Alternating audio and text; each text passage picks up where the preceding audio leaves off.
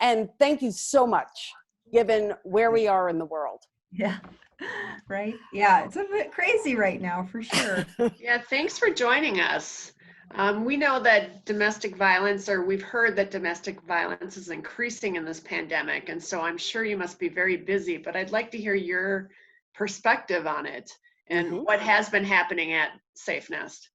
Yes, so we are completely operational, and we have probably 7 very solid service streams that are our main functionality areas, and they're all very, very busy. So we kind of look at this in a couple different ways. We have the crisis end of the work that we do, which is hotline, mobile response alongside our police department and our shelter space. So they, of course, are the unit of the agency that's getting hit the hardest right now.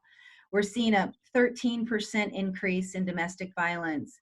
What is scary for those of us in this work is that that's not very much considering what's going on. So what we're preparing for is a much larger onslaught once the stay-at-home order is lifted and people start having the space to be able to get in touch with us. Because 13% sounds like a lot, and it is a lot, but Of course. given what we know about this epidemic, it doesn't feel like it's enough. And then we have our advocacy sort of case management services, which help people navigate the courts, both family court and criminal court. And those services are humming along, but at the same level that they typically will. And then we have our counseling program for victims, batterers, and children affected by the epidemic. And that's the area that while we've moved everything digitally and people can still engage, it's slowed down a little bit because it's hard to navigate sort of your growth and your desire to want to, achieve different things mentally in your life when we're in a pandemic. It's just the reality.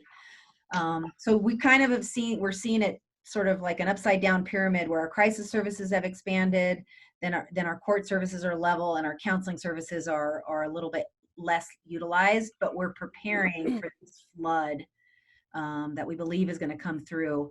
We are fortunate. We're a large DV agency, probably one of the largest in the country from the number of people that we serve, but also from our budget size. And we're also diverse. We have a pretty diverse revenue stream. So that gives us the ability to do things that other victim services agencies would have trouble doing.